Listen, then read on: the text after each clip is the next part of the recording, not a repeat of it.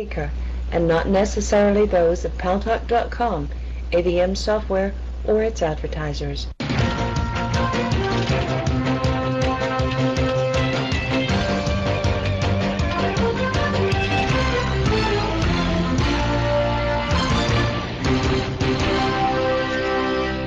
News Talk is online. News Talk Online is a production of Paltalk.com, the largest multimedia interactive program on the internet, with more than 4 million unique users on demand on iTunes and on YouTube, and on my site, GaryBaumgarten.com, where you can comment.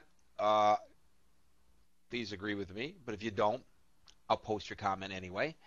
And thanks to our good friends at CRN Digital Talk Radio. We're syndicated across the United States into 12 million additional households. I am your host, Gary Baumgarten. I welcome you to the show.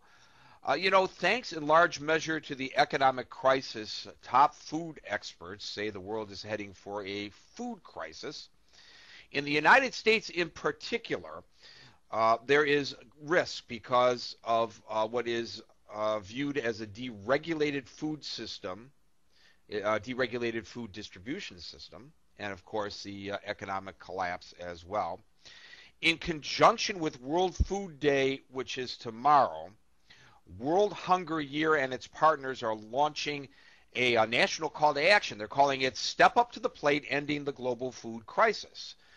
Joining us in a couple of moments, we actually had him on the line, and then the line went dead on us, to talk about the impending food shortage is Y co-founder and executive director Bill Ayres. Don't get excited. This is Bill Ayres, A-Y-R-E-S, not A-Y-E-R-S. And I hear him chuckling over that. Bill Ayres, who has developed and implemented programs to combat hunger for more than 2 decades, co-founded Y with the late singer Harry Chapin. He is also a board member of Long Island Cares, which is the food bank out on Long Island. He has also led local initiatives to promote ideas and policies that have made significant impacts upon the communities they serve, including the creation of the New York Hunger Hotline here in New York City, and the Center for Food Action across the Hudson River in New Jersey. Bill is a radio and TV broadcaster, has been for nearly 3 decades. He hosts a weekly Sunday night radio show on WPLJ 95.5 FM here in New York, and is co-author of the book All You Need Is Love. Bill Ayres, welcome to News Talk Online on Paltalk.com. Well, good to be here. It's great having you. I guess you heard most of that introduction. The premise... No, I heard the whole introduction, including the fact that I am not the other Bill Ayres. Yes, I wanted to make that clear because... I get that all the time. I bet you do. I know you spell your name slightly differently. Yeah. Tell me, Bill, is this economic downturn... I actually heard even before they started talking about an economic crash, a recession, a depression, that the food pantries were already seeing, maybe it was a precursor because there were fewer donations than at this time in years past. Yes, we can talk about this domestically because hunger is increasing in America, and around the world, the number of hungry people just in the past year and a half has gone up by about 120 or 130 million people. That's just, and it's now almost 1 billion people that are hungry in the world. And then there's another 2 billion who are sort of what we call food insecure. They kind of go from one day to the next not knowing where the next meal comes from because then they earn less than $2 a year. Here in the United States, it's a different story. Obviously, we don't have a lot of people starving, but we do have probably about 35 or 36 million people who go hungry at some time during the course of the year. And you're right, the emergency food system, which is probably the greatest emergency food system in the world, is really hurting. But we always say that emergency food system should be for emergencies, not for every day. We should be having better jobs in this country, and we should have better support systems for the people who don't have jobs. We're talking about this today because tomorrow is World Food Day. Today is the day, actually, that the attention is really being pointed towards this issue on the blogosphere.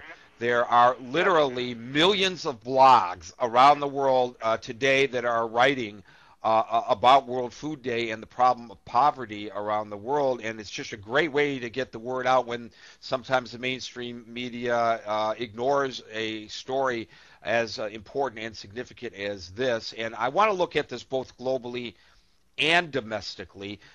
Tell me about the food distribution system and how that is adversely affecting the ability to get food into the mouths of people here in the United States. The first problem is that we have lots of people who are poor. Harry Chapin and I always said that the root cause of hunger is poverty, and the root cause of poverty is powerlessness. And so what we try to do is to promote self-reliance. The answer to hunger is jobs. The answer to hunger is better housing and health care and child care and education, all of those things. So it's one thing to look at that perspective. And then if you want to look at the other perspective about the food system, we think that it's broken in lots of ways. Certainly around the world it's broken when you have a billion people who are hungry. But even here in the United States, starting out with agriculture, we tend to have big farms replacing small farmers and medium-sized farmers. You know, we've lost millions and millions of farms over the years to, suburban growth into rural areas, and also because lots of the small farms have been bought up by big farms. And everybody said, well, that's more efficient. The government thought it was more efficient. But we find that the best efficiency is really on medium-sized farms, not the super big farms. So if you're looking at the food system, you got to start with farms.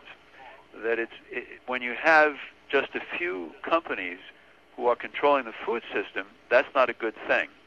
You have all kinds